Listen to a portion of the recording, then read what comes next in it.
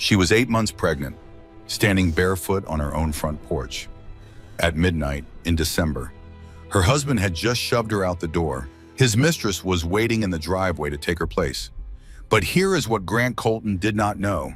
His wife's dashcam was recording everything. Every word, every shove, every moment of his betrayal captured in high definition. And that footage was about to destroy him, his career, his reputation, his entire carefully constructed life. Gone, in the time it takes to press play. This is the story of a woman who lost everything in one night.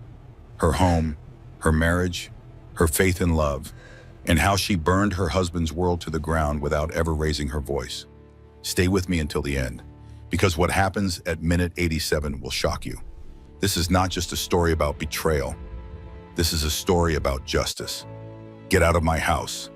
The words sliced through the darkness like a blade. Meredith Colton stood frozen in the hallway of the home she had decorated with her own hands. The home where she had hung family photos on every wall. The home where she had painted the nursery soft yellow just 3 weeks ago. Grant stood in the doorway to their bedroom. His face was twisted into something she had never seen before or in 4 years of marriage. Cold, hard, like he was looking at a stranger he wanted gone. The grandfather clock in the living room chimed, 12:15 in the morning. The sound echoed through the silent house like a death knell. Behind Grant, through the bedroom window, headlights illuminated the driveway. Someone was waiting in a car outside. The engine was running. Meredith could hear it humming through the glass, a soft, patient purr, like a predator waiting for its prey. Grant! Her voice came out smaller than she intended, weaker. She hated the sound of it. What is happening? I do not understand what is happening right now. He walked past her without making eye contact. He was carrying her suitcase, the blue one with the silver zipper, the one they had bought together for their honeymoon in Italy 4 years ago. She remembered standing in the luggage store, laughing about how they would fill it with souvenirs, how they would use it for every adventure they took together. He had already packed it. Her clothes were folded inside, her toiletries, her phone charger, her prenatal vitamins. He had been planning this. While she slept, while their daughter kicked inside her belly, he had been packing her life into a suitcase. Tessa is moving in tonight. His voice was flat, matter of fact, like he was discussing a change in the quarterly budget at work. I have made my choice. Your things are by the door. Meredith felt the baby kick, a sharp jab against her ribs. Her daughter knew something was wrong. Even in the womb, even without words or understanding, she could sense her mother's terror. Tessa. Meredith knew that name. Tessa Marlowe, 28 years old, junior executive at Wexford Industries. The woman who always stood a little too close to Grant at company events. The woman who laughed too loud at his jokes and touched his arm when she talked to him.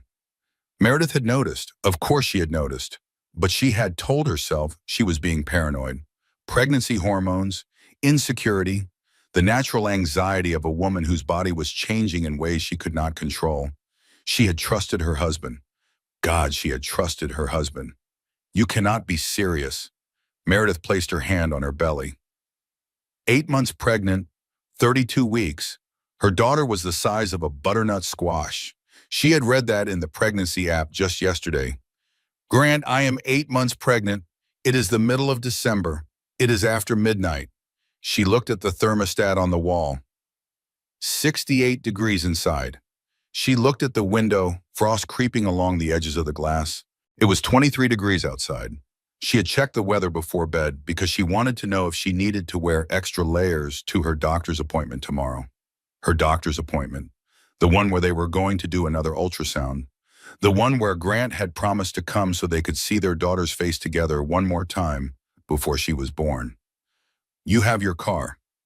Grant set the suitcase by the front door. Next to it were 3 garbage bags, black plastic, bulging with her belongings, like she was trash being thrown out on collection day. You can go to your mother's house. I already called ahead. She knows you are coming. He had called her mother. He had warned Caroline before he threw out his pregnant wife. He had thought of everything, every detail, every contingency, except he had not thought about how this would look. He had not thought about witnesses. Grant, please. Meredith heard the desperation in her own voice. She hated it. Can we talk about this? Can we at least talk about what is happening? I deserve an explanation. After 4 years of marriage, I deserve to understand. There is nothing to talk about. He would not look at her. He was straightening the items by the door, arranging them neatly, like he was preparing for a presentation at work. I have been unhappy for a long time. Tessa makes me happy. This is the right decision for everyone. Everyone. The word tasted bitter in her mouth. Does everyone include your daughter? The baby I am carrying. Your baby. Something flickered across his face. Annoyance. Impatience, like she was being difficult. Like she was causing a scene at an inconvenient time. We will work out custody arrangements through lawyers. I will be a good father, but I cannot stay in this marriage anymore. I will not stay in this marriage anymore. Meredith's hands were shaking. She reached into her pocket for her phone. She needed to call someone. Her mother. Sloan. Anyone. She needed help. She needed to understand how her entire life had shattered in the span of 5 minutes. Grant moved fast. Faster than she expected. Faster than a man should move toward his pregnant wife. He grabbed her wrist. His fingers dug into her skin. He twisted her arm behind her back. The phone clattered to the floor. The screen cracked against the hardwood. Grant! The pain shot up her arm. Grant, you are hurting me. Stop. Please stop. Do not make this harder than it needs to be. His breath was hot against her ear. His voice was low, threatening, a voice she had never heard from him before. Just leave quietly, with dignity. Tessa is waiting. Do not embarrass yourself. He shoved her toward the door, hard, harder than he had ever touched her in 4 years of marriage, harder than she had ever imagined he could touch anyone. Meredith stumbled, her bare feet caught on the threshold. She reached for the doorframe, but her fingers slipped. Her shoulder hit the porch railing. Her hip struck the concrete step. The cold hit her immediately. December air cutting through her thin pajamas like ice water. Her feet were bare against the frozen concrete. Her breath came out in white clouds. The frost bit into her skin. The front door slammed behind her. The deadbolt clicked. She was outside, 8 months pregnant, barefoot, wearing nothing but flannel pajamas with little snowflakes on them. The pajamas Grant had given her last Christmas. The pajamas she had worn to bed tonight because they reminded her of him, because she had loved him. Her hospital bag was at her feet. He had thrown it out after her. At least he had remembered that. At least he had thought about the baby enough to throw out the bag that contained her infant daughter's first outfit. The tiny pink onesie that said, "Daddy's little girl." The irony was not lost on her. The car in the driveway turned off its engine. The driver's door opened. The interior light illuminated a woman's silhouette. Meredith watched as Tessa Marlowe stepped out. She was wearing a camel-colored cashmere coat, the kind that cost more than Meredith's entire monthly clothing budget. Her boots were high-heeled, leather, polished. Her hair was perfectly styled in loose waves. Her makeup was fresh, flawless. She looked like she was arriving for a magazine photo shoot, not moving into another woman's home at midnight, not stepping over the broken pieces of a 4-year marriage. Tessa did not look at Meredith. She walked up the porch steps. Her heels clicked against the wood. Click, click, click. Each step deliberate, confident. The walk of a woman who had already won. She rang the doorbell. Grant opened it immediately. He smiled at her. The same smile he used to give Meredith when she came home from work. The smile that had made her fall in love with him. "Welcome home, baby." His voice was warm, tender, loving. The door closed behind them both. Meredith stood on the cold porch for a long moment. Her mind refused to process what had just happened, refused to accept it, refused to let it be real. Her husband of 4 years had physically thrown her out of their home, while she was pregnant with his child, while she was 8 months along, while their daughter kicked inside her belly to make room for his mistress. She tried the door handle, locked. She tried it again, still locked. One more time, locked, locked, locked. The repetition felt insane. She knew it was locked. She had heard the deadbolt, but her hands kept reaching for it anyway, like her body had not caught up with reality yet. Like some part of her still believed this was a nightmare she would wake from. She stood there in the freezing cold. Her toes were going numb. Her fingers were turning white. The baby kicked again, restless, distressed, sensing her mother's panic. Then Meredith remembered something. Her car. The silver Honda Accord parked in the driveway. Grant had insisted she install a dash cam 2 months ago. For safety, he said, in case of accidents, in case someone hit her in a parking lot and drove away. He wanted to make sure she was protected. The irony was not lost on her now. The dash cam had a parking mode feature. It recorded whenever it detected motion near the car. It had a 180-degree wide-angle lens. It captured everything in front of the vehicle in high definition. Meredith had parked facing the house tonight. She always parked facing the house. Grant preferred it that way, said it looked neater, more organized. The camera would have been pointed directly at the front porch, directly at the door, directly at everything that had just happened. She looked at her car. The little red light on the dash cam was still blinking in the darkness, recording, saving, capturing every moment. Her heart began to beat faster, not with fear now, with something else, something that felt almost like hope. She walked to the car on numb feet. Each step sent pain shooting through her frozen toes. The gravel of the driveway bit into her soles, but she kept walking, one foot in front of the other. The spare key was where it always was, magnetic box under the wheel well. Her father had insisted on it years ago. Just in case, he had said. You never know when you might get locked out. You never know when you might need an escape. She had never been more grateful for her father's paranoia, for his constant preparation, for all the times he had warned her to have a backup plan. Meredith unlocked the car and climbed inside. The leather seats were freezing. She could feel the cold through her thin pajamas, but she did not care. She was inside. She was safe. She had four walls around her and a roof over her head.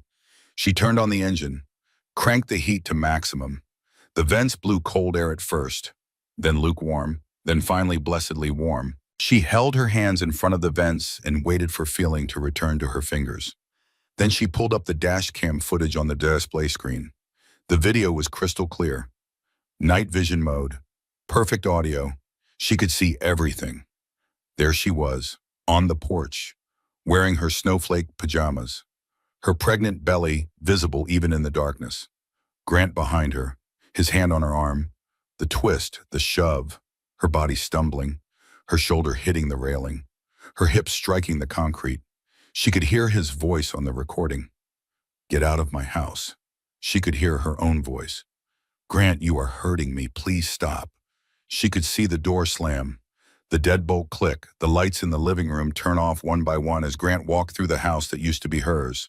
She could see Tessa walking up the steps. The doorbell. Grant opening the door with that smile. Welcome home, baby. Everything. The camera had captured everything. Meredith saved the file. Her hands were still shaking, but she forced them to work. Cloud backup, phone backup, SD card backup. 3 copies, 3 separate locations. 3 pieces of evidence that could never be erased. She sat back in her seat. The heater was finally working. Warm air thawed her frozen feet. Circulation returned to her toes in painful prickles. Her daughter kicked again, softer this time, like she was trying to comfort her mother, like she was saying, I am here. We are in this together. Meredith put her hand on her belly. She felt a small foot pressing against her palm, tiny, fierce, alive. Then she let herself cry. The sobs came from somewhere deep in her chest. Ugly sounds, animal sounds, the kind of crying that hurt, that made her ribs ache and her throat burn, that left her gasping for air between waves of grief. She cried for her marriage. For the 4 years she had invested in a man who could throw her out like garbage. She cried for her daughter, for the family her baby would never have. She cried for herself, for the woman who had believed in love and trust and happily ever after. She cried until she had nothing left. Then she wiped her face with her sleeve. She looked at herself in the rearview mirror. Her eyes were swollen. Her nose was red. Her hair was tangled and wild. She looked like a woman who had just lost everything. But she was still here, still breathing, still fighting. I know, baby, she whispered to her daughter. I know this is scary. I am scared too, but we are going to be okay. I do not know how yet, but we are going to be okay. She did not believe the words, not really, but she said them anyway, because her daughter was listening, and Meredith needed to be strong for her, even now, especially now. She pulled out of the driveway at 12:47 in the morning. The house grew smaller in her rearview mirror. The lights were still off. Grant and Tessa were probably in the bedroom by now. In the bed Meredith had shared with her husband for 4 years, on the sheets she had bought, under the comforter she had chosen. She pushed that image away. She could not think about that right now. She would fall apart completely if she thought about that. Instead, she focused on the road, on the white lines illuminated by her headlights, on putting 1 mile after another between herself and the worst night of her life. Her phone was cracked but still functional. She connected it to the car's Bluetooth system. She called her mother. Carolyn answered on the second ring. Her voice was alert, worried. She had not been sleeping. She had been waiting. "Sweetheart," Caroline's voice cracked. "Are you okay? Are you driving? Talk to me." "I am driving." Meredith's voice was steadier than she expected, flat, empty. "I am coming to you. I will be there in 40 minutes. "I know. Grant called. He said—" Carolyn paused. "He said you left him, that you decided to end the marriage." The rage flared hot in Meredith's chest.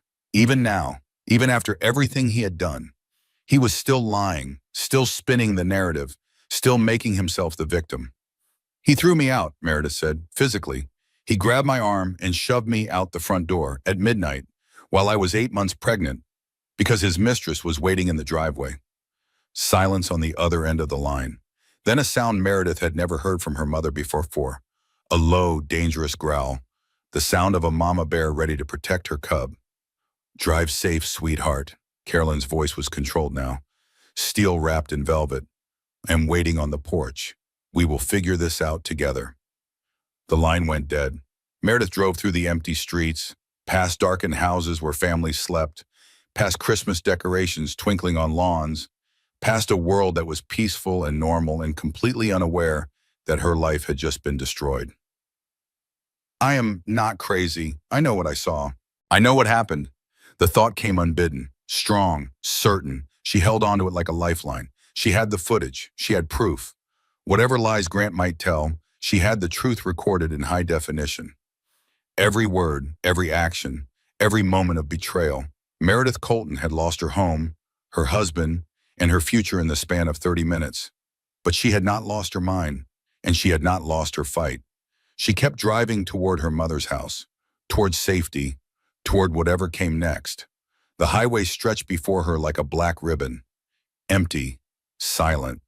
The only car on the road at this hour. Meredith gripped the steering wheel with both hands. Her knuckles were white. Her jaw was clenched. Every muscle in her body was tense, waiting for the next blow to fall. But the night was quiet. The road was clear. The heater hummed and her daughter kicked, and the miles passed one by one. She thought about the last 4 years of her life. She had met Grant at a marketing conference in Chicago. She was 27 years old, a rising star at her firm, confident and ambitious and ready to take on the world.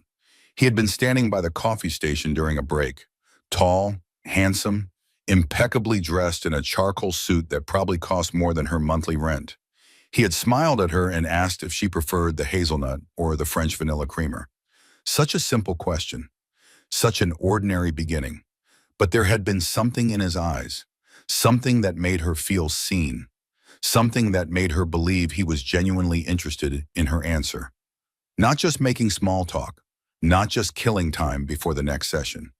"Neither," she had said. "I take my coffee black. The creamers are just flavored chemicals pretending to be dairy." He had laughed. A real laugh. Not the polished executive chuckle she had heard from 100 other men at 100 other conferences. "A woman who knows what she wants," he had said. "I like that." He had pursued her relentlessly after that. Flowers delivered to her office every Monday morning. Handwritten notes that quoted her favorite poems. A trip to Paris for their third date because she had mentioned once that she had always wanted to see the Eiffel Tower at night. She had thought she was lucky. Her friends had been jealous. Her mother had cried happy tears at the wedding. Everyone told her she had found one of the good ones. Now driving through the darkness with her daughter kicking in her belly, she wondered if any of it had been real. Had he ever loved her? Or had she just been convenient? A prop in the story he wanted to tell about himself. The successful executive with the beautiful wife and the baby on the way. She remembered their wedding day, the way he had cried during his vows, his voice breaking as he promised to love her in sickness and in health, for richer or for poorer.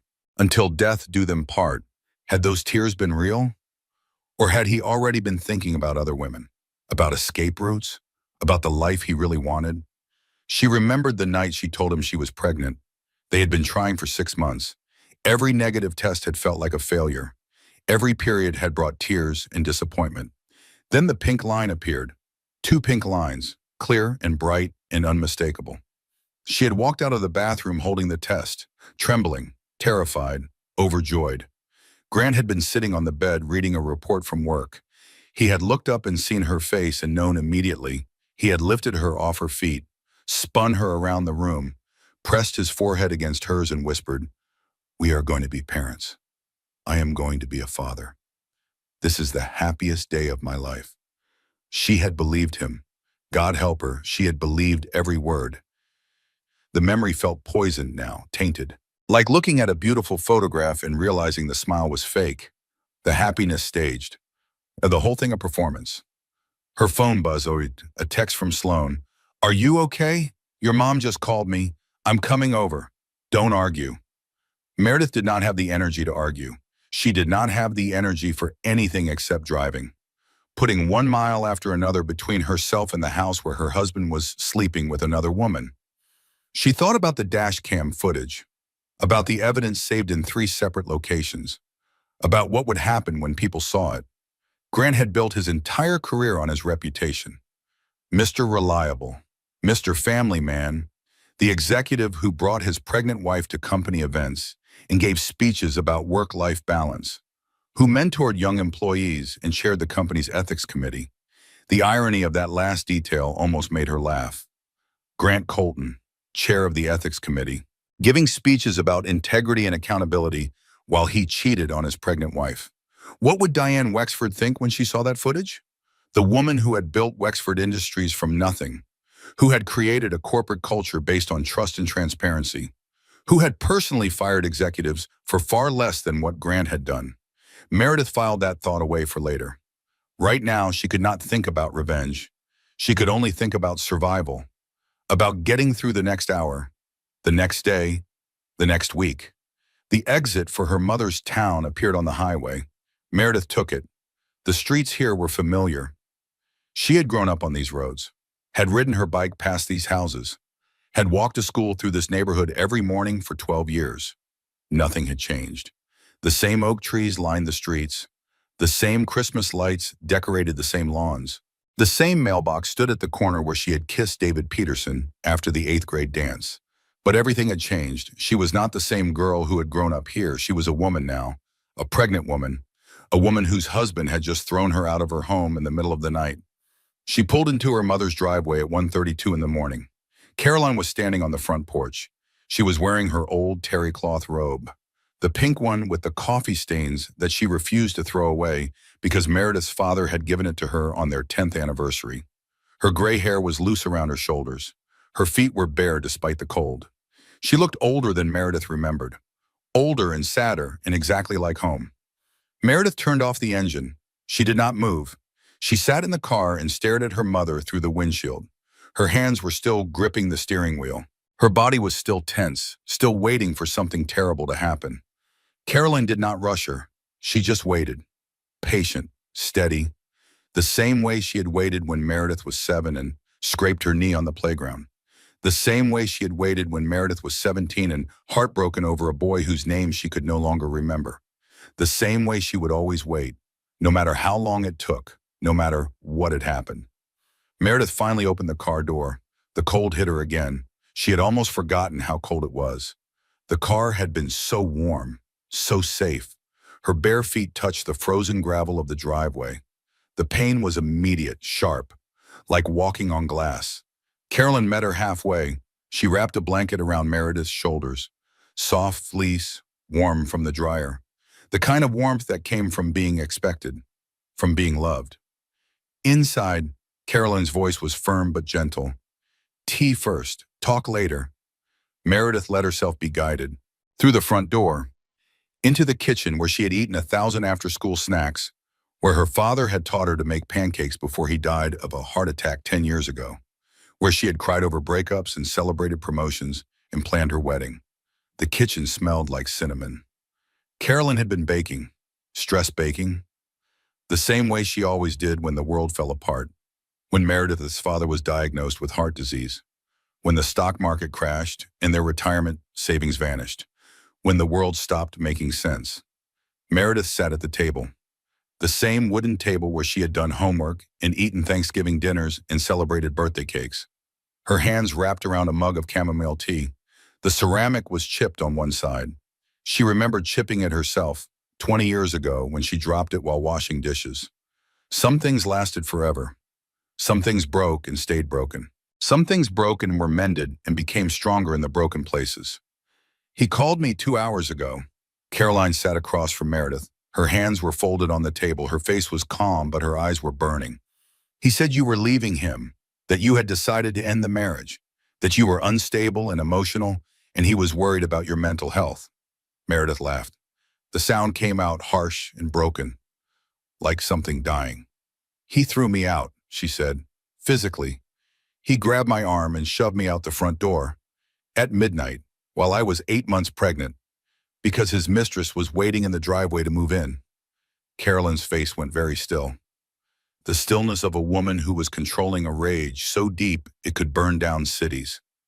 He put his hands on you. Yes. While you were pregnant. Yes. While you were carrying his child. Yes. Carolyn closed her eyes, her jaw tightened, her hands gripped the edge of the table. Meredith recognized that expression. Cold fury. The same look her mother had worn when a teacher accused Meredith of cheating in 5th grade. The same look she had worn at the hospital when the insurance company tried to deny her husband's coverage. The same look she wore when someone she loved was threatened. When Caroline opened her eyes, something had changed. Something hard and sharp had settled into her gaze. Something that promised consequences. Show me, she said. Meredith pulled up the dashcam footage on her phone. The cracked screen flickered, but the video played. She handed it to her mother without watching. She could not watch it again. Not yet. The images were still too raw, too fresh, too painful. Carolyn watched in silence. Her expression did not change, but her hands gripped the phone so tightly her knuckles went white. Her breathing became shallow, controlled, the breathing of someone fighting to maintain composure. When the video ended, she set the phone on the table. She was quiet for a long moment, the kind of silence that fills a room before a storm. You saved copies, Carolyn said. It was not a question. 3 backups, cloud, phone, and the original SD card. Good girl. Carolyn reached across the table and took Meredith's hands. Her grip was warm and strong and unshakable. We are going to destroy him. The words should have felt wrong, should have felt vengeful and petty, and beneath them both. They did not. They felt like justice. They felt like a promise. They felt like exactly what Meredith needed to hear. I don't know what to do, Meredith said. I don't know where to start. I don't know how to. Her voice broke. The tears started again. She was so tired of crying, so tired of feeling helpless and lost and broken. Carolyn moved around the table and held her daughter. Meredith sobbed into her mother's shoulder like she was 5 years old again, like the world was too big and too cruel, and only her mother could make it better. You don't have to know anything tonight, Carolyn whispered. Tonight you rest. Tomorrow we fight. But tonight you are safe. You are home, and no one is going to hurt you again. They stayed that way for a long time. Mother and daughter holding each other in the kitchen where they had shared 1,000 meals, where they had weathered 1,000 storms. Outside, the sky began to lighten. Dawn was coming. A new day, a new chapter. Meredith did not know what that chapter would hold, but she knew she would not face it alone. Later, in her childhood bedroom, surrounded by swimming trophies and faded posters of boy bands she had long forgotten, Meredith tried to sleep. The bed was too small. Her pregnant belly made every position uncomfortable. The room smelled like lavender and old memories, like the past pressing in from all sides. She stared at the ceiling and thought about the life she had been living, the life that had seemed so perfect from the outside. The beautiful house in the suburbs, the successful husband, the baby on the way, the Instagram post that made all her friends jealous. None of it had been real. None of it had been true. She had been living in a fantasy, a carefully constructed illusion, and Grant had been the architect. She picked up her iPad from the nightstand. She had left it here at Thanksgiving. Forgotten to bring it home. Another one of her pregnancy brain moments. Another mistake that turned out to be a blessing. She opened her messages. The iPad was still synced to the family iCloud account. The same account Grant used for his phone. 18 months of text messages loaded onto the screen. Grant and Tessa, message after message, going back to before Meredith got pregnant, before they even started trying for a baby. She read the first one, dated April of the previous year, a month after their third wedding anniversary. I can't stop thinking about last night. When can I see you again? Tonight, my wife has a work dinner. The house will be empty. Come over at 7. I hate sneaking around like this. When are you going to leave her? Soon, baby, I promise. I just need to find the right time. Be patient. Meredith felt sick. She kept reading. She found messages from the day she told Grant she was pregnant, the day he had lifted her off her feet and spun her around and cried tears of joy. The test was positive. She's pregnant. I thought you were being careful. I was. These things happen. But listen, this is actually perfect. How is that perfect? You're having a baby with her. This makes everything more complicated. She'll be too tired and emotional to notice anything now. Pregnancy takes a lot out of women. The hormones make them distracted. We can use this time to plan. Plan what? Our future. Once the baby is born, I'll tell her I want a divorce. By then, we'll have everything in place. The accounts, the paperwork, everything. What about the baby? I'll get partial custody. Every other weekend. It won't interfere with our life together. Trust me, this is going to work out perfectly. Meredith set down the iPad. Her hands were shaking so badly she could barely hold it. He had never wanted this baby. He had seen the pregnancy as an opportunity, a distraction, a way to keep Meredith occupied while he planned his escape with another woman. Every time he had rubbed her feet, every time he had talked to her belly in that soft, loving voice, every time he had cried at the ultrasound and said he could not wait to meet his daughter, all of it was performance. All of it was lies. Every single moment, the baby kicked hard, angry, like she knew, like she understood that her father had never wanted her, that he had seen her as an inconvenience, an obstacle, a pawn in his game. Meredith placed both hands on her stomach. She breathed through the pain. Not physical pain, something deeper, something that would leave scars no one could see. He doesn't deserve you, she whispered to her daughter. He doesn't deserve either of us. And I promise you will never feel unwanted. I will love you enough for both of us. I will love you so much you will never doubt that you were meant to be here. She did not sleep that night. She read every message, downloaded every conversation, built a folder of evidence that documented 18 months of betrayal. When the sun came up, painting her childhood bedroom in pale winter light, Meredith finally understood the full scope of what had been done to her. This was never a sudden decision. This was never a moment of weakness or a midlife crisis or a mistake made in passion. This was a calculated campaign. A long con, 18 months of careful planning and deliberate deception, and she had been the mark all along. I deserve better than this. The thought settled into her chest, solid, true, unshakable. She had spent 4 years loving a man who saw her as an obstacle. 4 years building a life with someone who was planning his exit the entire time.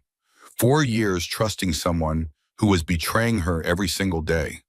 That woman was gone now. The trusting wife, the hopeful mother-to-be, the woman who believed in happily ever after. In her place was someone new, someone harder, someone who had proof of what was done to her, and someone who was not going to stay silent. Meredith picked up her phone. She Googled divorce attorneys in her area. The first name that came up had 4.9 stars and over 200 reviews. Nathan Briggs, specializing in complex divorces and domestic disputes. She called his office at 7:30 in the morning. The receptionist answered on the third ring. Briggs Law Office, how may I help you? I need to see Nathan Briggs today. It is urgent. I am sorry, but Mr. Briggs is booked solid this week. I can schedule you for next Thursday at 2 o'clock. Meredith took a deep breath. She thought about the footage, the messages, the $300,000 she was certain had disappeared from their joint accounts. My husband assaulted me last night while I was 8 months pregnant. I have video evidence. I have 18 months of text messages documenting his affair, and I need to file for divorce before he drains the rest of our accounts. There was a long pause on the other end of the line. Hold, please. Music played, soft classical, the kind of music designed to calm people who were calling divorce attorneys at 7:30 in the morning. The receptionist returned. Can you be here at 11:30 this morning? I will be there at 11. She hung up the phone. Her mother appeared in the doorway with a cup of coffee and a plate of toast. That's my girl, Caroline said. That is exactly my girl. Meredith took a long sip of coffee. It was too hot and burned her tongue. She did not care. I'm going to need to borrow some clothes, she said. And shoes. I left the house barefoot. I kept all your old things. In the closet upstairs. Everything you left behind when you got married. Of course you did, Caroline smiled. A thin, fierce smile. The smile of a woman who had been through her own battles and survived them all. A mother always keeps her daughter's armor, just in case she needs to go to war. Nathan Briggs had an office on the 14th floor of a glass building downtown, the kind of building where important people made important decisions and charged $500 an hour for the privilege. Meredith arrived at 11 wearing her mother's maternity dress from 1992. It was slightly out of style. The shoulder pads were too big. The pattern was dated, but it was clean and professional, and it fit over her 8-month belly. Her feet were stuffed into an old pair of sneakers she had found in her childhood closet, the same sneakers she had worn to cross-country practice in high school. The rubber was cracked. The laces were frayed, but they were better than bare feet. She did not look like the polished marketing director she had been 48 hours ago. She did not look like the woman who had given presentations to C-suite executives and negotiated million-dollar contracts. She looked like a woman who had survived something terrible, and she was only beginning to understand what came next. The receptionist showed her to a conference room with floor-to-ceiling windows. The city spread out below, tiny cars moving through tiny streets, tiny people going about their tiny lives. Completely unaware that Meredith Colton's entire world had collapsed, she sat at the long mahogany table and waited. Her hands were folded in her lap. Her back was straight. She had learned a long time ago that posture mattered. That sitting tall made you feel capable of handling whatever came next. Nathan Briggs entered at 11:32. He was tall and thin, with graying temples and wire-rimmed glasses. His suit was expensive but not flashy. His tie was a muted blue. His shoes were polished but worn. The shoes of a man who walked a lot, who worked hard, who did not have time for show. His eyes were kind. That was the first thing she noticed. Behind the professional exterior and the legal credentials, his eyes were kind. Mrs. Colton. He shook her hand. His grip was firm, but not crushing. My receptionist tells me you have quite a story. I have evidence, Meredith said. I think that matters more than the story. Something shifted in his expression. Respect, maybe, or approval. Let me see. Meredith pulled out her phone. She played the Dashcam footage. She watched Nathan's face as he watched Grant shove her out the door, as he watched her hit the railing, as he watched Tessa walk into her home. His expression did not change. He was a professional. He had probably seen hundreds of terrible things in his career, thousands of broken marriages and shattered lives. But when the video ended, he set down his coffee. His jaw was tight. His hands were still. How many copies do you have? He asked. 3. Cloud backup, phone storage, and the original SD card. Good. Do you have anywhere secure to store the SD card? Not your mother's house. Not anywhere Grant would think to look. Meredith thought for a moment. My college roommate, Sloane. She lives in the city. Grant never liked her. He hasn't spoken to her in years. He probably doesn't even know her current address. Perfect. Get the card to her today, this afternoon if possible. Nathan made a note on his legal pad. Now, tell me about the financial situation. Meredith told him about the text messages, about the 18 months of communication between Grant and Tessa, about the plans they had made while she was busy growing a human being inside her body. Nathan listened without interrupting. He made notes. His pen scratched against the paper in quick, precise strokes. He was thorough, methodical, the kind of lawyer who left nothing to chance. When she finished, he looked up. Have you checked your bank accounts recently? Meredith's stomach dropped. No, I didn't think to. Pull them up, right now. She opened her banking app with trembling fingers. Joint checking account, joint savings account. The accounts where they deposited their paychecks every 2 weeks, where they saved for their daughter's college fund, where they kept the emergency reserve that was supposed to protect them from exactly this kind of catastrophe. The checking account had $43.17. The savings account showed a balance of zero. The account had been closed 3 days ago. Meredith stared at the screen. $300,000. Everything they had saved in 4 years of marriage, the down payment they had planned to use for a bigger house, the college fund, the emergency reserve, all of it was gone. He took everything, she whispered. He took everything and I didn't even notice. Nathan nodded slowly, like this was exactly what he had expected. Men like your husband plan these things carefully, he said. He has probably been moving money for months. Small transfers that would not trigger alerts. A few thousand here, a few thousand there, until suddenly there is nothing left.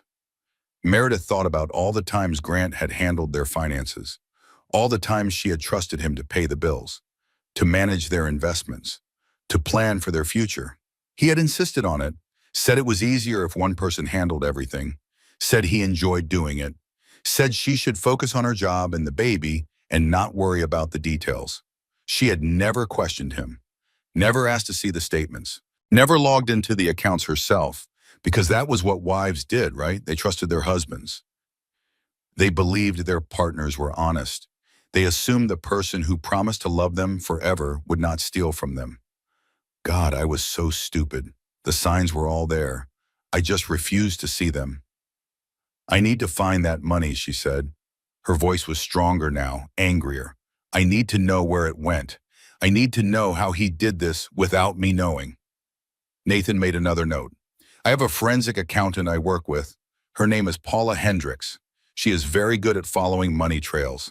She has found hidden assets in the Cayman Islands, in Swiss bank accounts, in cryptocurrency wallets.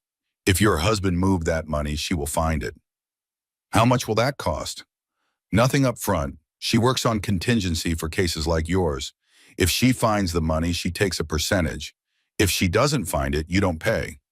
Meredith nodded. Her head was spinning. There was so much to process, so many things she had never had to think about before. But Meredith, Nathan paused, set down his pen. His voice softened. I need you to understand something before we go any further. What? This isn't going to be quick. It isn't going to be easy. Your husband has resources. He has connections. He has a high-powered attorney who is going to fight dirty. This is going to take months, maybe years. And there will be days when you want to give up. Days when it feels like he is winning. Days when the system seems stacked against you. Meredith looked out the window. The city sprawled below, millions of people going about their lives, working, loving, fighting, surviving. She thought about her daughter, about the future she wanted for her, a future where her mother was not a victim, a future where actions had consequences, a future where the truth mattered. I won't give up. Good, Nathan smiled. It was the first real smile she had seen from him. Because women who give up lose. Women who fight, who document, who refuse to be silenced. They win. Not always in the ways they expect, but they win. Meredith nodded. Her jaw was set. Her back was straight. She was not the broken woman who had driven through the night crying. She was something else now. Something harder. Something more dangerous. I want to file assault charges, she said. I want him to face criminal prosecution. I want the world to see what he did. Nathan pulled out a business card, white cardstock, simple black text. This is Detective Roy Caldwell. He handles domestic violence cases for the city. He is thorough, professional, compassionate, and he has no tolerance for men who hurt pregnant women. Meredith took the card. The paper felt heavy in her hand, like a weapon.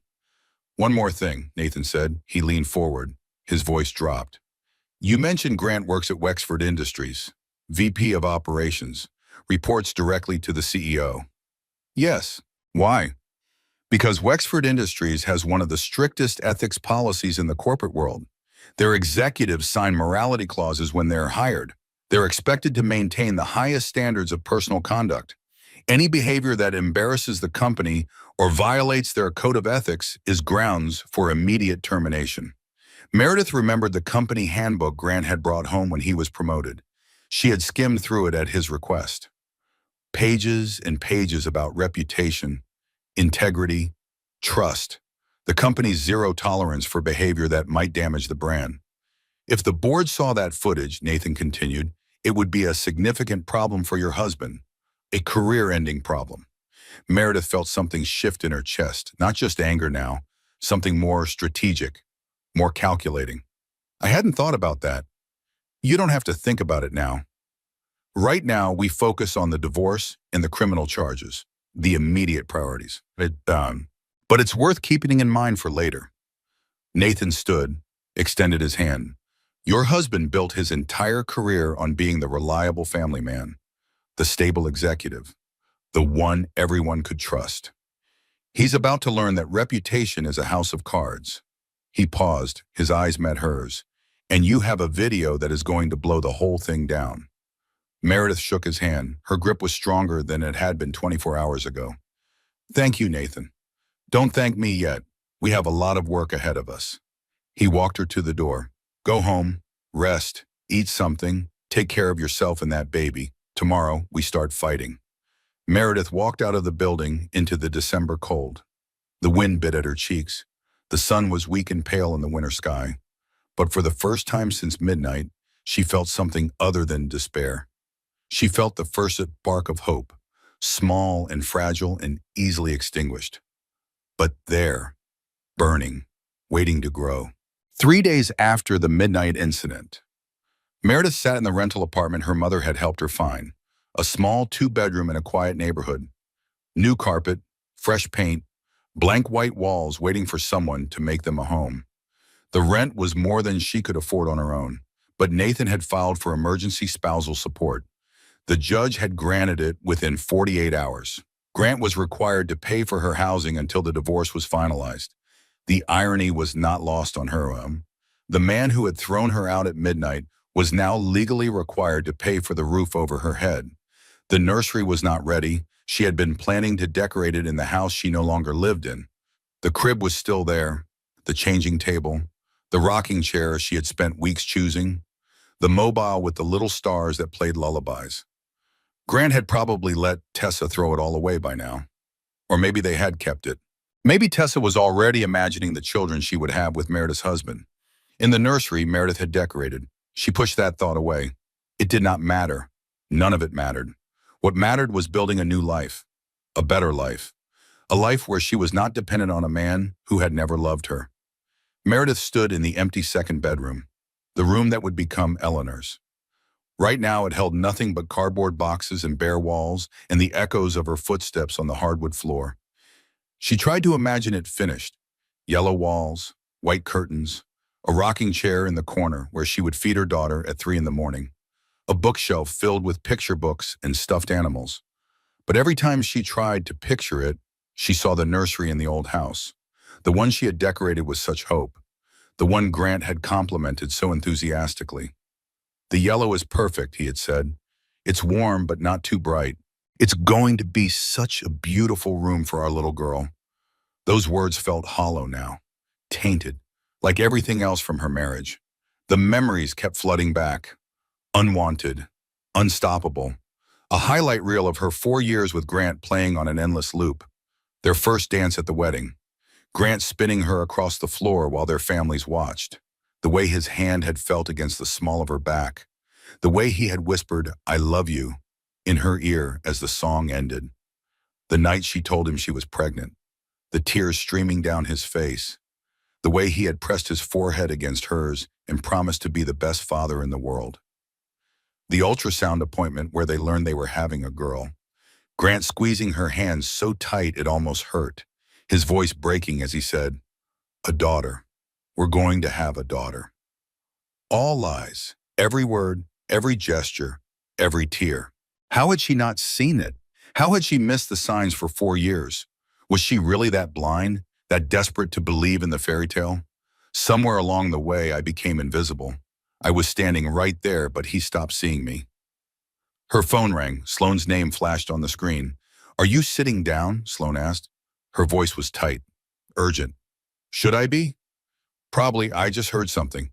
About Grant, about the affair, something you need to know." Meredith lowered herself onto one of the moving boxes. The cardboard creaked under her weight. Her daughter kicked restlessly, sensing her mother's anxiety. "What did you hear?" Tessa wasn't his first. She wasn't even close to his first. The words landed like physical blows. Meredith gripped the phone tighter.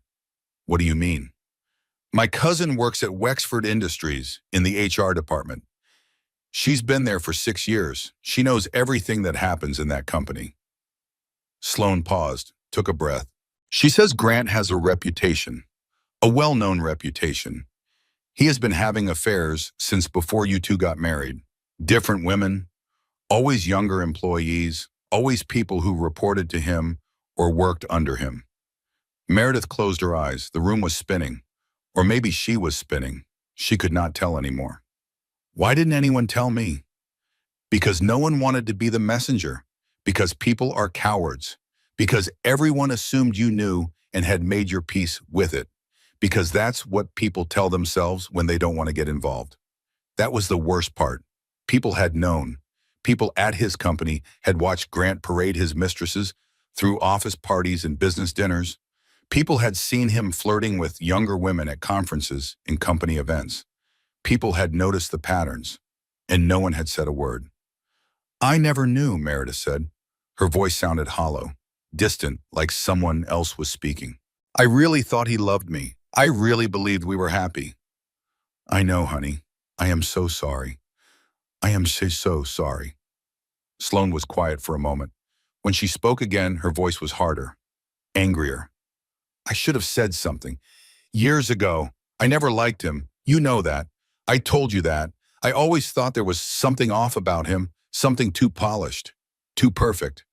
But I told myself I was being judgmental, that you were happy, that it wasn't my place to interfere. It wasn't your fault. Maybe not, but I still should have trusted my instincts. I should have pushed harder. I should have protected you." Meredith thought about all the times Sloane had made small comments over the years, asking if Meredith was really happy, suggesting they spend more girls' nights without Grant.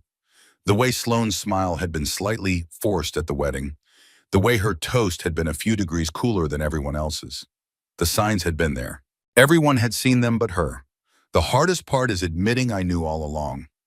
Deep down, in some buried part of myself, I knew something was wrong, and I chose not to see it. "What am I supposed to do with this information?" Meredith asked. "Whatever you want, use it. Don't use it. But you deserve to know the full picture. You deserve to understand exactly what kind of man you were married to for 4 years." After they hung up, Meredith sat in the empty room for a long time. The afternoon light shifted across the bare walls. Shadows lengthened. The sun began its slow descent toward the horizon. She thought about the woman she had been, the trusting wife, the devoted partner, the woman who believed her husband's lies because believing them was easier than facing the truth. That woman felt like a stranger now, someone she used to know, someone she was not sure she wanted to be anymore. She went to the kitchen, opened the pantry, pulled out flour and sugar and cinnamon. She did not have all the ingredients for her grandmother's cinnamon rolls, but she had enough. At 2 in the morning, unable to sleep, Meredith stood at the counter kneading dough. The apartment was silent except for the rhythmic sound of her hands working the flour. The smell of cinnamon filled the small space. The measuring, the kneading, the rising dough. She lost herself in the simple physical work, in the muscle memory of something she had done 100 times before. She did not think about Grant. She did not think about Tessa or the money or the years of lies. She thought about flour and butter, about the way the dough felt beneath her palms, about her grandmother's kitchen where she had learned this recipe, about the feeling of being a child watching capable hands turn simple ingredients into something magical. At 5 in the morning, she ate a cinnamon roll standing at the counter. The glaze was too thick and the dough was slightly underdone. It was not perfect, but it tasted like childhood, like comfort, like a promise that some things could not be taken away. Her daughter kicked in approval. "You like cinnamon rolls?" Meredith said to her belly. "Good, because I'm going to make them for you every Christmas morning. Just you and me. And someday when you're old enough, I'll teach you the recipe. And you'll teach your daughters, and this will be ours, forever. I'm going to be okay. We're going to be okay." The thought did not feel like a lie anymore. 1 week after the midnight incident, Detective Roy Caldwell sat across from Meredith in a sterile interview room at the police station. Fluorescent lights hummed overhead. The table between them was scratched and worn from thousands of difficult conversations. He was a solid man, 50 years old at least, gray hair cropped short, a face lined with experience, the kind of eyes that had seen too much suffering but still believed in doing the right thing. He watched the dashcam footage 3 times. His face remained impassive. He was a professional. He had probably watched hundreds of similar videos, thousands of terrible moments captured by security cameras and cell phones and dash cams. But Meredith saw the way his jaw tightened on the second viewing, the way his hands gripped the edge of the table, the way something hardened in his eyes. "The footage is clear," he said finally. His voice was calm, professional, but underneath she heard the anger. "He put his hands on you. You were visibly pregnant. You fell and hit the ground. This is domestic assault. What happens now? We issue a restraining order. He is not allowed within 500 feet of you, your residence, or your place of work. Any violation is an automatic arrest." Detective Caldwell made a note in his file. "Then we file charges with the district attorney's office. Given the evidence, the prosecutor should move forward quickly." How quickly? Weeks, not months. That video makes everything simpler. There's no he said, she said, there's no ambiguity about what happened. The footage shows exactly what he did. The restraining order was served 2 days later. Grant's response came through his attorney, a statement released to the media before Meredith even saw it, carefully worded paragraphs describing the footage as misleading and taken out of context. "My client and his wife had been experiencing marital difficulties for some time," the statement read. "On the night in question, emotions were running high. Mr. Colton attempted to assist his wife when she tripped on the threshold. Any suggestion of assault is a deliberate mischaracterization designed to damage his reputation during divorce proceedings." Meredith watched the attorney's face on the local news. A polished man in an expensive suit, silver hair, perfect teeth, the kind of smile that cost thousands of dollars and conveyed nothing. He was good. She had to admit that. He spoke with confidence and authority. He used words like misunderstanding and unfortunate situation and healing process. He made Grant sound like the reasonable one, the victim, the man being attacked by his unstable pregnant wife. The rage built slowly inside her, a fire in her chest that would not go out. How dare he? How dare he twist this into her fault? She had the footage. Everyone could see what happened. And still he lied.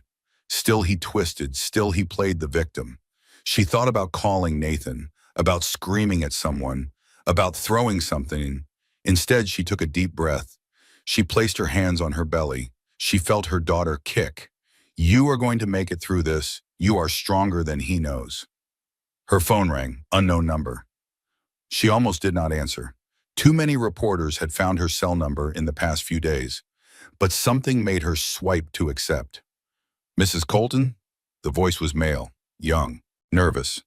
"This is Marcus Wexford. My mother runs Wexford Industries. I think we should talk." Meredith knew that name. Marcus Wexford, the CEO's son, Grant's rival at the company. They had competed for the VP position 3 years ago. Grant had won. Marcus had been moved to a smaller division, a demotion disguised as a lateral move. Grant had gloated about it for weeks, about how he had outmaneuvered the boss's son, about how talent beat nepotism every time. What do you want to talk about? Meredith asked.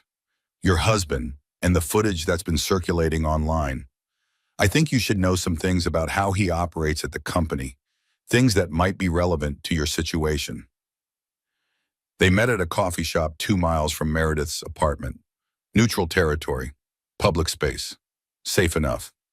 Marcus Wexford was younger than she expected, early 30s, well-dressed but anxious. He kept checking the door like he expected Grant to walk in at any moment. I'm taking a risk by meeting you, he said. His coffee sat untouched in front of him.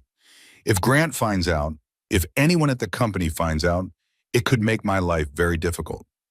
Then why are you here? Marcus looked down at the table. When he spoke, his voice was tight with barely contained anger. Because I've watched him operate for 5 years. I've watched him charm his way to the top while stepping on everyone beneath him. I've watched him take credit for other people's work. I've watched him manipulate and lie and scheme his way into positions he never deserved. He paused, looked up, met her eyes. And I watched the footage of what he did to you, to his pregnant wife, to a woman who trusted him, and I decided I couldn't stay silent anymore. Marcus told her about Tessa Marlowe's career at Wexford Industries. 2 promotions in 1 year, both signed off by Grant, both circumventing the normal review process, both coming with salary increases that were wildly out of proportion to her performance reviews. He told her about the expense reports, hotels billed to the company for client meetings that never happened, dinners at expensive restaurants charged to corporate accounts, weekend trips to resorts listed as team-building retreats when no team was ever invited. He told her about the whispers in the office, the open secret that everyone knew but no one discussed, the way female employees avoided being alone with Grant, the way certain women received promotions they did not deserve while others were passed over for years. Everyone knows, Marcus said.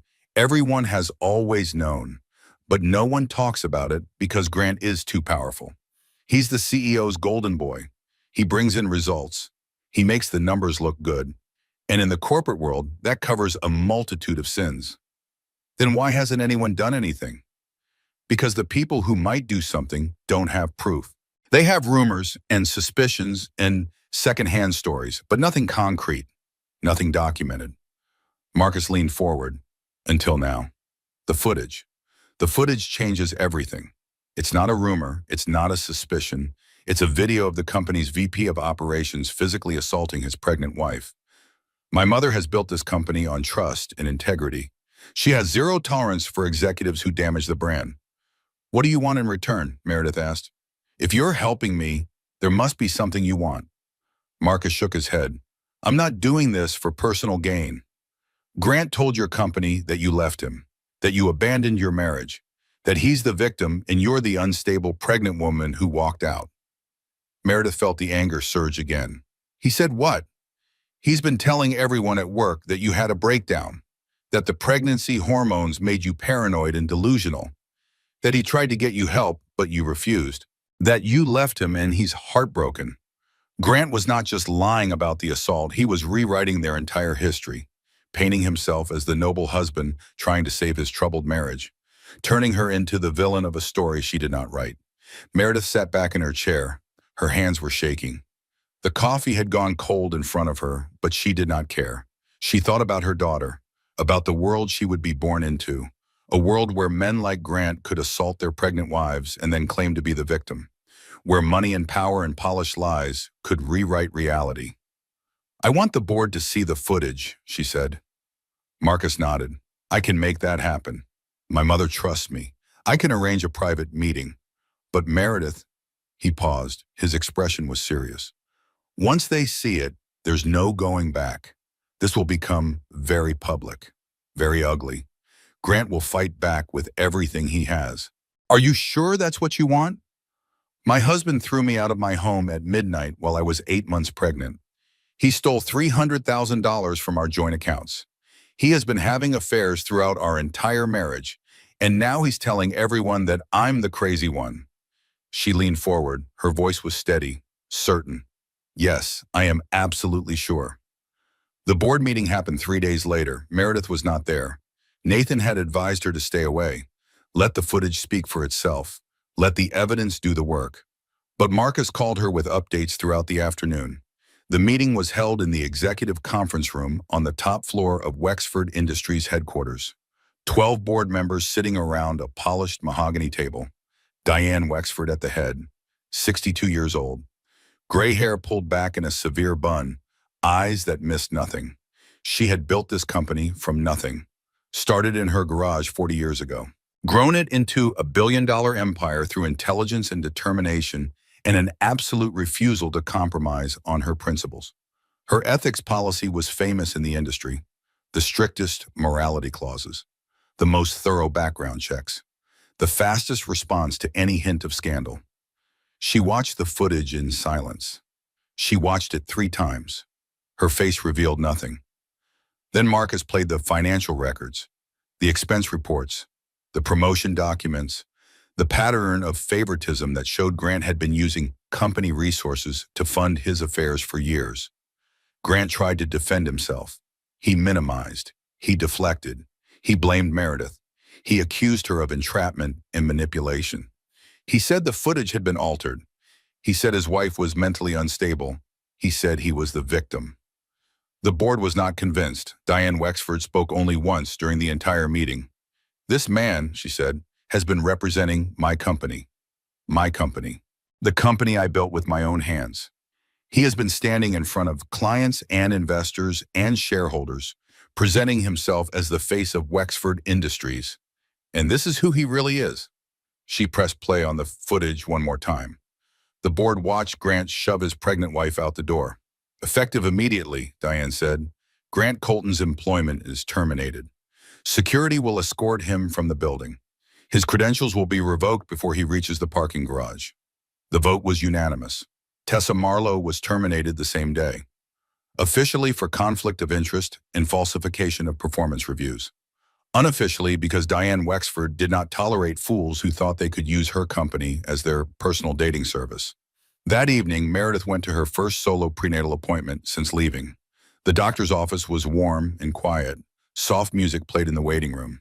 Other pregnant women sat in comfortable chairs, reading magazines, checking their phones, living ordinary lives. Dr. Patricia Vance was a calm woman with steady hands and a voice like warm honey. She had delivered hundreds of babies, seen thousands of difficult situations. Nothing surprised her anymore. "Let's see how this little one is doing," she said. She pressed the Doppler against Meredith's belly. The room filled with a rapid whooshing sound, fast and strong and unmistakable. 152 beats per minute, Dr. Vance said. "Perfectly healthy, perfectly normal. Your daughter is thriving." Meredith listened to her baby's heartbeat, the sound of life, of hope, of a future that was still possible despite everything.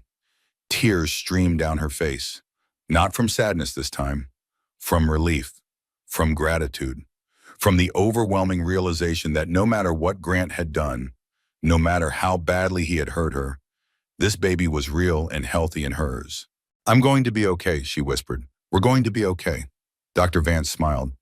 "Yes, you are.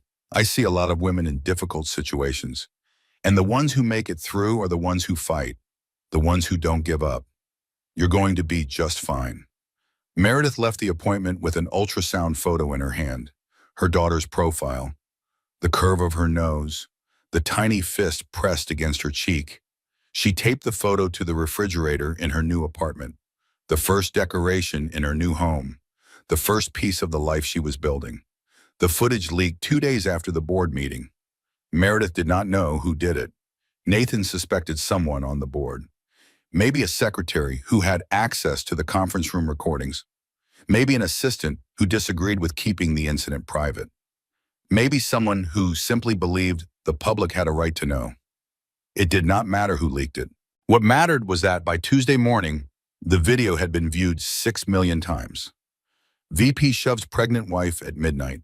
Dashcam catches everything. The headline was everywhere. Social media, local news, national news, morning talk shows playing the clip with shock commentary and heated debates. Grant's face was on every screen. His name was trending on every platform. The comments were brutal and endless. Monster, abuser, lock him up. How could anyone do that to their pregnant wife? I hope she takes him for everything. This is what corporate America protects. Men like this get away with it every day. She's so brave for fighting back. Meredith watched the coverage from her apartment. Her phone would not stop buzzing. Messages from people she had not talked to in years. Requests for interviews from journalists across the country. Offers of support from women who had been through similar situations. She turned off the phone. She could not process all of this. Not now. Not yet. The apartment had felt too small. The walls were closing in. The noise of the world outside was deafening, even through the double-pane windows. Sloan arrived at midnight with a pint of mint chocolate chip ice cream and a box of tissues. "I've been fielding calls all day," Sloan said. She dropped onto the couch and kicked off her shoes. "Reporters want to talk to you. Your old boss wants to know if you're okay. That girl from college who you barely remember wants to send you a care package." "What did you tell them?" "I told the reporters to contact Nathan. I told your old boss you were surviving. I told the college girl to send the care package to your mom's house." Sloan opened the ice cream and handed Meredith a spoon. "I also told about 6 people to go straight to hell, but I won't burden you with those details." They sat on the floor of the empty living room. The walls were still bare. The furniture was minimal. Boxes remained unpacked in the corners. "I wanted accountability," Meredith said. "I wanted him to face consequences. I didn't want this circus. I didn't want millions of strangers watching the worst night of my life." Sloan was quiet for a moment. "I know, and I'm sorry. This should have been your choice, how it got out, when it got out. That was taken from you, just like everything else." "Everything keeps getting taken from me." The tears came again. Meredith was so tired of crying, so tired of feeling raw and exposed and broken. Sloan held her, said nothing. Just let her cry. Later, when the ice cream was gone and the tissues were piled in the wastebasket, Sloan said something that stayed with Meredith. "This is the worst part. Right here. Right now. This moment. It has to get better from here." Meredith wanted to believe her, but she was not sure she did. That night, alone in the dark, she Googled her own name. 700,000 results. She closed the laptop, opened it again, closed it, opened it. This was her life now. Public property. A cautionary tale for strangers to discuss over their morning coffee. A symbol for movement she had never asked to represent. She put the laptop away. She lay in bed and stared at the ceiling. Her daughter kicked restlessly, as if she could sense her mother's distress. "I know, baby," Meredith whispered. "I know this is scary. I'm scared too. But we're going to get through this. We have to." The next morning, Nathan called with an update.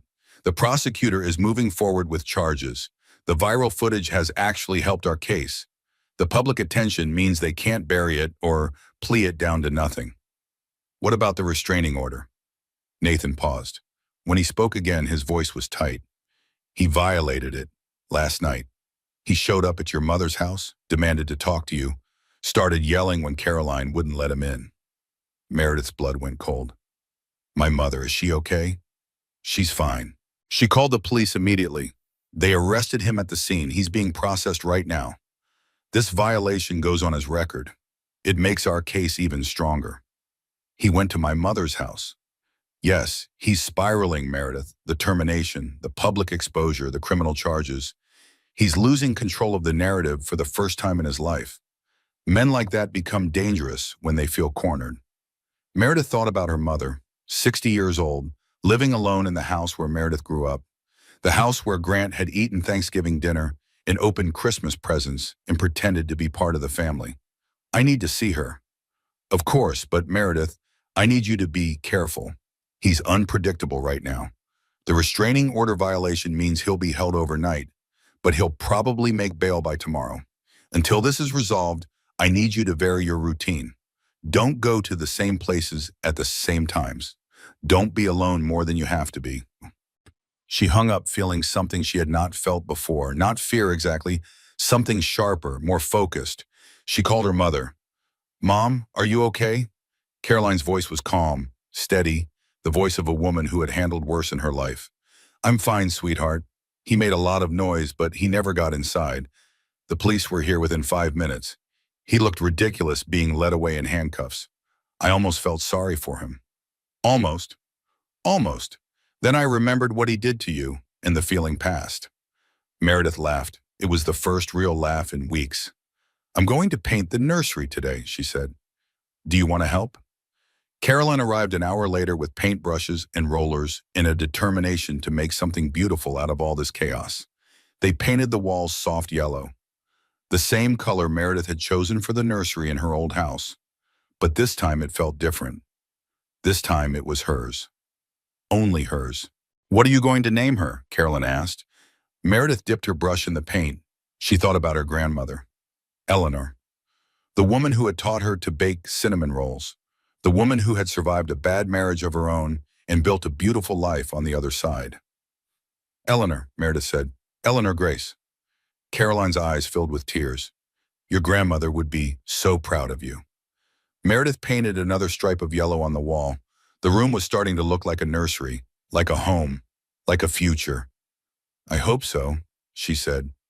I really hope so. 2 weeks later, the criminal case moved forward. Meredith had to testify. She had been dreading this day, imagining it, preparing for it. Nathan had walked her through what would happen, the questions they would ask, the tactics the defense would use, but nothing could fully prepare her for walking into that courtroom. It was packed, every seat filled. Media in the back rows with their notebooks and recorders. Strangers who had followed the case online, wanting to see the conclusion with their own eyes. Women Meredith had never met who sent messages saying they understood, that they had been through similar things, that they believed her. She wore a navy blue dress that her mother had bought for her. Professional, modest, the kind of dress that said she was serious, that she was credible, that she was not playing games. Her belly was huge now. 9 months. The baby could come any day. Every step felt awkward. Every breath felt shallow. Grant sat at the defense table. Meredith had not seen him since the night he threw her out. 2 months ago. It felt like years. He looked different, smaller, diminished. The confident executive who had commanded boardrooms and charmed clients had vanished. In his place was a pale man in an expensive suit that hung loosely on his frame. He had lost weight. His cheeks were hollow. His eyes were shadowed with sleepless nights. His hands trembled slightly as he shuffled papers on the table. For a moment, she almost felt sorry for him. Then she remembered the footage, the shove, the cold concrete under her bare feet, the sound of the deadbolt clicking behind her. The pity vanished. The prosecutor was a woman named Diana Chen, sharp, professional, the kind of lawyer who prepared for every contingency and never asked a question she did not already know the answer to. Mrs. Colton, Diana said, please tell the court what happened on the night of December 12th. Meredith told her story. She kept her voice steady. She described waking up to find Grant packing her suitcase. The confusion, the growing fear, the moment she realized what was happening. He told me Tessa was moving in, she said. He told me he had made his choice. My things were already packed in garbage bags by the door. He had been planning this for weeks. And when you refused to leave voluntarily, what happened? He grabbed my wrist. He twisted my arm behind my back. Then he shoved me toward the door. I stumbled. I fell. My shoulder hit the porch railing. My hip struck the concrete. The courtroom was silent. Every eye was on her. I was 8 months pregnant, Meredith continued. It was after midnight, December, 23 degrees outside. I was wearing pajamas. I had no shoes, no phone, no car keys. My husband locked the door behind me and let his mistress in. Diana nodded. And this entire incident was captured on your vehicle's dash cam. The footage has been authenticated by expert witnesses and entered into evidence. The jury has seen it. Yes. Is there anything in that footage that does not accurately represent what happened that night? No, the footage shows exactly what happened. Every word, every action, every moment. Grant's defense attorney rose for cross-examination. He was a polished man with silver hair and a practiced smile. The kind of lawyer who cost more per hour than most people earned in a week. The kind who had spent decades helping wealthy men escape the consequences of their actions. Mrs. Colton, he said, isn't it true that you and your husband had been having marital difficulties for some time? No, I believed we had a happy marriage. I had no idea he was having affairs. But you were aware of the stress your husband was under at work, The long hours, the demanding schedule. My husband worked hard. I supported his career. That has nothing to do with what he did to me. And isn't it possible that on the night in question, you misinterpreted his actions, that he was merely trying to assist you when you lost your balance? Meredith felt the anger rising, the familiar heat in her chest, but she kept her voice calm, controlled. She would not give them the satisfaction of seeing her lose control. My husband grabbed my arm. He twisted it behind my back. He shoved me hard enough that I fell and hit concrete. I have the footage. Everyone has seen the footage. There was no misinterpretation. The footage shows a brief moment of contact. It's difficult to determine intent from a few seconds of video. Isn't it possible? Play it again, Meredith said. Her voice was calm but firm. Play the video. Let the jury watch. Let them see my husband tell me to get out of my own house. Let them watch him shove me through the door. Let them watch me fall while I was 8 months pregnant. Let them watch his mistress walk into my home while I sat on the cold porch with nowhere to go. The attorney hesitated. He glanced at Grant. Grant was staring at the table, refusing to meet anyone's eyes. I have no further questions. The jury watched the footage again during closing arguments. Meredith watched their faces, the disgust, the anger, the sympathy. She knew then that he would be convicted. The question was just how severely. But before the verdict, she had one more thing to say. Something she had not told anyone, not Nathan, not her mother, not Sloan. The prosecutor gave her the opportunity during redirect examination. Mrs. Colton, is there anything else you would like the court to know about that night? Anything we haven't discussed? Meredith took a deep breath. She thought about her daughter, about the future, about what it meant to tell the truth even when it hurt. Before he threw me out, she said, my husband said something to me. 5 words that I have not been able to forget. What did he say? Meredith looked at Grant. He finally met her eyes. She saw fear there, and shame, in the desperation of a man who knew he had lost everything. She felt nothing. He said, you were never my first choice. The courtroom murmured. Grant's face went white. All those years, Meredith continued, all the times he told me he loved me, all the promises, the wedding vows, the tears when I told him about the baby. None of it was real. I was never his first choice. I was never the woman he wanted. I was just the one who said yes. She turned to the jury. I am not here for revenge. I am here because what he did was wrong, because actions should have consequences, and because other women deserve to know what kind of man he really is, so they can protect themselves, so they do not waste years of their lives on someone who will never truly see them. The verdict came the next day. Guilty of simple assault, 6 months of community service, mandatory anger management classes, 2 years of probation. Any violation would result in immediate jail time. It was not enough. She had known it would not be enough. The justice system rarely gave victims everything they deserved, but it was something. It was accountability. It was a permanent record that would follow him for the rest of his life. Walking out of the courthouse, Meredith felt something shift inside her. She was no longer the victim of what happened to her. She was the survivor who told the truth. The divorce was finalized 1 month after the criminal conviction. Nathan Briggs had been masterful. He presented every piece of evidence with surgical precision. The dashcam footage, the text messages, the financial records showing months of systematic theft, the pattern of affairs documented through expense reports and corporate email records. The forensic accountant had traced the $300,000 to an offshore account in the Cayman Islands, an account Grant had opened 2 years ago under a shell corporation. Money had been flowing out of their marriage since before Meredith even got pregnant. He had been planning to leave her for years.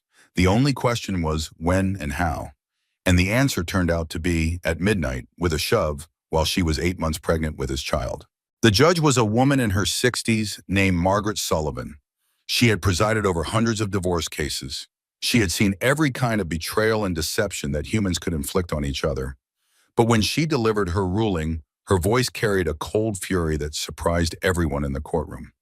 In my 32 years on the bench, Judge Sullivan said, I have rarely seen such a calculated campaign of deception and financial abuse. Mr. Colton systematically drained marital assets while simultaneously maintaining a facade of devoted husband and expectant father. He physically assaulted his pregnant wife and then launched a public relations campaign to paint her as the villain. She turned to Grant. Her eyes were hard. The court finds in favor of the petitioner on all counts. Meredith got the house. She did not want it. Too many memories, too many ghosts. She sold it within a month. Used the money to buy a small cottage near her mother. Something that was hers. Only hers. She got 80% of their remaining assets, including the recovered offshore funds. Grant kept his debt, his damaged reputation, his anger management homework. The judge ordered him to pay child support for the next 18 years. She ordered him to contribute to a college fund for his daughter. She ordered him to maintain health insurance for both Meredith and the baby until the child turned 26. Mr. Colton, the judge said in closing, you will have the opportunity to be a father to your daughter. I hope for her sake that you take that responsibility seriously, because the court will be watching. And I promise you, any failure to meet your obligations will be dealt with severely. Grant said nothing. He stared at the table. He looked like a man who had been hollowed out from the inside. Wexford Industries had terminated him with cause. No severance. No reference. His name was toxic in the industry. Every recruiter who Googled him found the footage. The headlines, the conviction, the man who had once commanded boardrooms and charmed executives was reduced to sending resumes to companies 3 states away. Starting over at the bottom, hoping no one would recognize his name. Meredith felt no joy at his downfall. She felt something more complicated.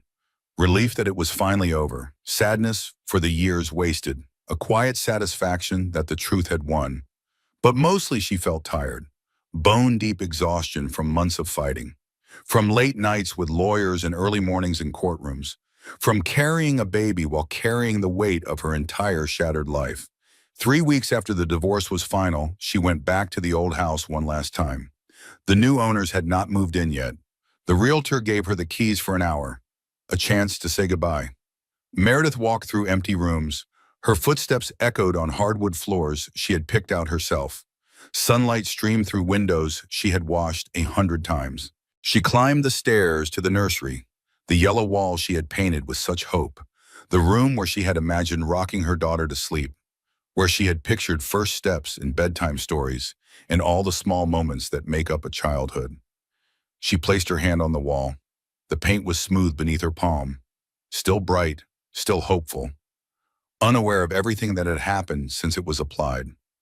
We're going to build something better, she whispered to her belly. I promise you that. We are going to build something so much better.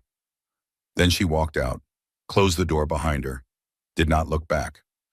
That evening, she met her mother for dinner at the diner where they used to go after swimming practice.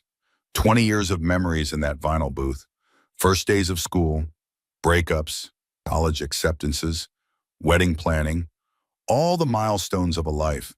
They shared a piece of apple pie, her grandmother's favorite, the same pie they had shared 100 times before. Have you decided on a middle name? Carolyn asked. Grace. Carolyn's eyes filled with tears, her own mother's name. The grandmother who had survived a difficult marriage and built a beautiful life. The woman who had taught Meredith that starting over was not just possible, but sometimes necessary. Eleanor Grace Colton, Carolyn said, it is absolutely perfect. Meredith took a bite of pie. It tasted like home, like hope, like the future. I'm going to be okay, Mom. I know you are. I mean it. For the first time since all of this started, I actually believe it. Carolyn reached across the table and took her daughter's hand. Her grip was warm and strong and unwavering. The strongest steel is forged in the hottest fire. Your grandmother used to say that. I never really understood what it meant until I watched you go through these past few months. Meredith thought about the past 3 months. The midnight assault, the financial betrayal, the public exposure, the trial, the divorce, every terrible thing that had been thrown at her. She had walked through fire, and she had not burned. I'm stronger than I thought I was, she said. You always were. You just did not know it yet. They finished their pie in comfortable silence. Mother and daughter, survivors. The afternoon light slanted through the diner windows, golden and warm. For the first time in months, Meredith felt at peace. 3 weeks after the divorce was finalized, Meredith went into labor.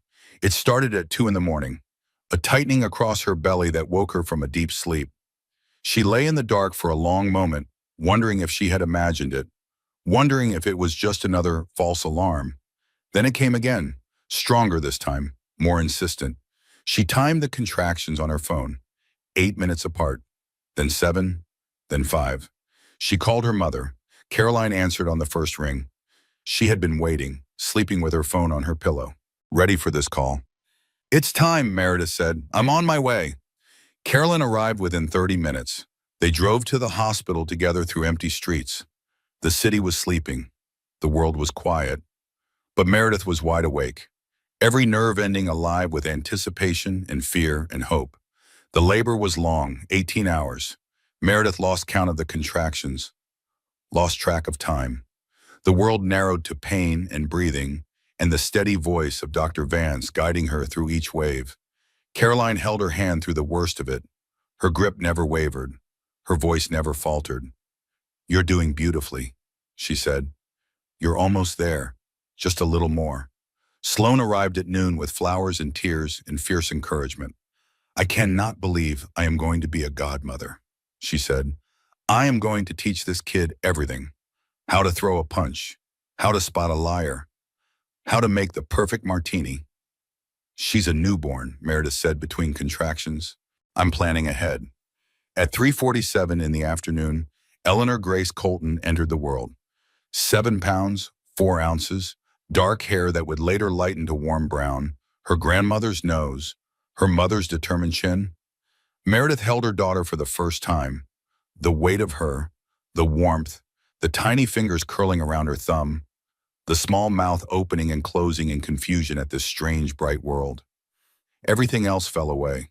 The pain of the past months, the betrayal, the fear, the anger, the sleepless nights and the tearful days, and the crushing weight of starting over. None of it mattered in this moment. None of it existed. There was only Eleanor, only this small, perfect person who had somehow emerged from the wreckage of Meredith's life. "Hello, Eleanor," she whispered. "I have been waiting so long to meet you." The baby opened her eyes, dark blue, unfocused, but somehow finding her mother's face, somehow knowing her. Meredith counted her fingers. 10. Counted them again. Still 10. Counted her toes. At 10. Checked her breathing. Steady. Her heartbeat. Strong. Over and over. Counting. Checking. Making sure this miracle was real. Making sure she was not dreaming. Sloan was crying. Caroline was crying. Even Dr. Vance had tears in her eyes. "She's perfect," Caroline said. "She is absolutely perfect." Meredith could not speak. The tears were streaming down her face. Happy tears. The first truly happy tears she had cried in months. The hospital room filled with flowers over the next few days. Cards from people Meredith knew. Cards from strangers who had followed her story. Women who had been through their own battles. Women who wanted her to know she was not alone. On the third day, a letter arrived. No return address. Plain white envelope. Meredith's name written in neat handwriting she did not recognize. She opened it carefully. The letter was from Tessa Marlowe. Meredith's first instinct was to throw it away unread, to tear it into pieces, to pretend it had never arrived. But something made her pause. Something made her unfold the paper and read the words. "Mrs. Colton, I know you have no reason to read this letter, no reason to believe anything I have to say, no reason to care about my perspective on anything. But I need to tell you something. Not for forgiveness. I do not expect that. Not for absolution. I do not deserve that. I need to tell you that I was wrong. Grant told me stories about you. He told me you were controlling and jealous and emotionally unstable. He told me you had trapped him in the marriage, that you got pregnant on purpose to keep him from leaving, that you were the villain in his story and he was just trying to escape. I believed him. I wanted to believe him, because the alternative was too ugly to face. Because if I admitted that he was lying, I would have to admit what I had become, what I had helped him do. I watched the footage that the whole world has now seen, and I finally understood what I had been part of, what kind of man I had chosen, What kind of woman I had let myself become. I was not your enemy, Mrs. Colton. I was just another woman he lied to.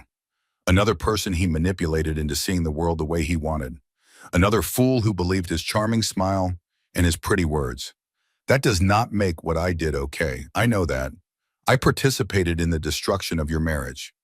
I moved into your home while you sat on the porch in the cold. I have to live with that for the rest of my life. But I thought you should know that I finally see the truth, and I am sorry. Those words are not enough. I know they can never be enough, but they are all I have. I hope your daughter brings you all the joy you deserve. I hope your future is everything he tried to steal from you. Tessa Marlowe. Meredith read the letter twice. She did not know what to feel. She did not forgive Tessa. Not yet. Maybe not ever. But she understood something she had not understood before. Grant was a skilled manipulator, a professional liar. He had manipulated Meredith for 4 years. He had manipulated Tessa for just as long. He had manipulated everyone around him into seeing whatever version of reality served his purposes. Tessa was not the monster. Grant was. Tessa was just another casualty in the wreckage he left behind. Meredith folded the letter and put it in a drawer. She would think about it later.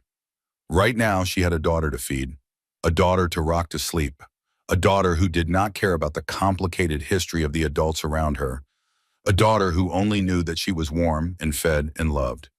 That evening, Nathan called with unexpected news. 3 other women have come forward since the footage went viral. 3 women Grant was involved with before you. 3 women who experienced his pattern of manipulation and control. Meredith closed her eyes. I was not the only one. Not even close. These women had never told anyone what happened to them. They were ashamed. They blamed themselves. They thought no one would believe them. What changed? You, watching you stand up in court and tell the truth. Watching you refuse to be silenced. It gave them courage. Meredith thought about those women, what they must have gone through, the gaslighting, the manipulation, the slow erosion of their sense of reality, the years of thinking they were crazy, of believing the lies because the alternative was too painful. What happens to them now, she asked. Some of them may pursue civil cases. The statute of limitations is complicated for this kind of thing, but others just want to be heard. They want someone to know what happened to them. I want to talk to them, if they are willing. I want them to know they are not alone. Nathan was quiet for a moment. I think that would mean a lot to them. After they hung up, Meredith looked at Eleanor sleeping in the hospital bassinet, tiny and perfect and completely unaware of the complicated world she had been born into. You will never feel alone, Meredith whispered. I promise you that. No matter what happens, no matter how hard things get, you will always have me. You will always have people who love you. Eleanor made a small sound in her sleep, a sigh of contentment, of safety, of trust. Meredith smiled through her tears. She was a mother now, a single mother. The future was uncertain and frightening and frightening, but for the first time in a very long time, she was not afraid. 1 year later, Eleanor was walking now, 11 months old and already determined to explore every inch of the world around her.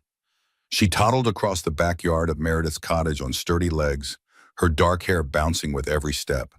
She fell constantly, picked herself up constantly. Never cried when she fell. Just got back up and tried again, just like her mother. Meredith stood at the kitchen window, watching her daughter discover the joy of autumn leaves. Eleanor would pick one up, examine it with solemn concentration, then throw it in the air and laugh as it floated back down. Simple pleasures. Infinite joy. The cottage was small but perfect. 2 bedrooms, a kitchen with windows that faced the garden, a living room filled with books and toys and evidence of a life being lived. The walls were covered with photographs. Eleanor's first smile, her first tooth, her first steps. The milestones of a year documented with the obsessive care of a first-time mother. But there were older photos too. Meredith's parents on their rare wedding day, her grandmother in her kitchen, flour on her hands, cinnamon rolls cooling on the counter. Sloane and Meredith at their college graduation, young and hopeful and completely unaware of what life had in store. A history, a family, a foundation. Meredith had returned to work 6 months ago. Not in marketing, not in the corporate world she had known before. She had started her own consulting firm, small but growing, specializing in helping companies develop ethical workplace policies, training executives on appropriate conduct, building systems that protected employees from the kinds of abuse she had experienced. It was not the career she had planned, but it was the career she needed, the career that made sense of everything she had been through. She had 3 employees now, a small office downtown, clients who valued her perspective and respected her expertise. She was busy, exhausted, fulfilled in ways she had never expected. The dashcam footage still circulated occasionally. Every few months, someone would rediscover it, share it on social media, comment on the bravery of the pregnant woman who had documented her own abuse. Meredith no longer watched it. That woman on the porch, barefoot in December, terrified and alone. She remembered her, she honored her, but she was not her anymore. Grant worked at a small logistics company 3 states away, a fraction of his former salary, a fraction of his former prestige. His name was still toxic in the industry he had once dominated. He had supervised visitation with Eleanor once a month, 2 hours, a court-appointed supervisor present at all times. He showed up. He brought presents. He tried to connect with the daughter he had never wanted, the daughter whose existence he had once described as convenient. Eleanor did not know him, not really. He was the man who appeared sometimes with toys, the stranger who smiled too much and tried too hard. She was polite to him because Meredith had taught her to be polite, but there was no bond, no connection, no love. That was his punishment, Meredith sometimes thought, not the criminal conviction or the divorce or the career destruction. The real punishment was having a beautiful daughter who looked at him like a stranger, who would never run to him with joy, who would never call him when she was scared or hurt or needed comfort. He had thrown away his family for a woman who had already moved to Seattle, for an affair that had already burned itself out, for a fantasy that had crumbled the moment it faced reality. Tessa Marlowe sent a Christmas card every year, a simple note. Hope you and Millionaire are well. They were not friends, would never be friends, but they were something. 2 women who had survived the same storm. 2 women who had learned the same hard lessons about the man they had both loved. Carolyn came over every Thursday to babysit. She claimed it was for Meredith's benefit, so she could have a social life, go on dates, build a future that included adult companionship. But everyone knew the real reason. Caroline wanted to spoil her granddaughter, wanted to bake cookies with her and read her stories and teach her all the things grandmothers teach their grandchildren. Eleanor called her Nana. The word had emerged about a month ago, clear as a bell. Nana. Carolyn had cried for 20 minutes. Sloane was Eleanor's godmother. She took the responsibility with characteristic intensity. She had already enrolled Eleanor in her first toddler art class, was already planning her first trip to New York, was already talking about the adventures they would have together. On a quiet Tuesday evening, Meredith put Eleanor to bed. The nursery was exactly as she had imagined it. Yellow walls she had painted herself, white curtains from her mother's attic, a rocking chair in the corner where she fed Eleanor at 3 a.m, a mobile with little stars that played lullabies. She stood in the doorway and watched her daughter sleep, the steady rise and fall of her small chest, the way her fist curled around the edge of her blanket, the peace on her small face. 1 year ago, Meredith had stood on a cold porch at midnight, barefoot, terrified, certain her life was over. She had been so wrong. She walked to her bedroom, caught sight of herself in the hall mirror. She looked tired. She always looked tired these days. Single motherhood did that, but she also looked content, at peace, like a woman who had walked through fire and chosen to build something new from the ashes. She sat down at her desk, opened her journal, a practice she had started after the divorce, writing down her thoughts, her fears, her hopes, the small victories and the hard days and everything in between. Tonight, she wrote, I used to think strength was holding everything together, keeping the marriage intact, making everyone happy, being the perfect wife and the perfect mother and the perfect everything. Now I know that is not strength. That is survival. That is endurance. That is white-knuckling your way through a life that does not fit you anymore. Real strength is letting everything fall apart, letting the illusions shatter, letting the lies crumble, trusting yourself to build something better from the pieces. The prison door was unlocked all along. I just had to walk through it. Leonor is sleeping down the hall. My mother is a phone call away. My best friend would drive across the country if I needed her. I have work that matters and a home that is mine and a future that belongs to me. Grant took so much from me, my trust, my savings, my sense of safety, 4 years of my life that I will never get back. But he did not take everything. He did not take my daughter. He did not take my fight. He did not take my ability to love and to hope and to start over. I am not the woman I was a year ago. I am not the woman who believed the lies and ignored the signs and trusted blindly because trusting was easier than seeing. I am someone new, someone harder in some ways, softer in others, someone who knows that she can survive the worst and come out the other side. I am Meredith Colton. I am Eleanor's mother. I am exactly where I am supposed to be. She closed the journal. Outside, the December wind rattled the windows. The same month that had destroyed her life a year ago, the same cold, the same darkness, but everything was different. Meredith walked to the front porch. Her home, her life. She stood in the December air and looked up at the stars. The same stars that had watched her sobbing in her car a year ago. The same universe that had witnessed her devastation. She was not devastated anymore. The Christmas lights twinkled along the roofline, colors she had chosen, a pattern she had designed.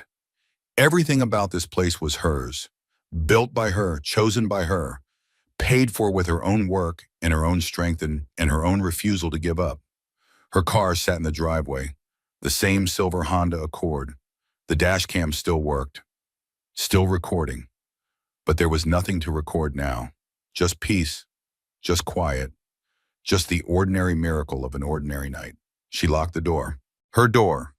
Her house, her future.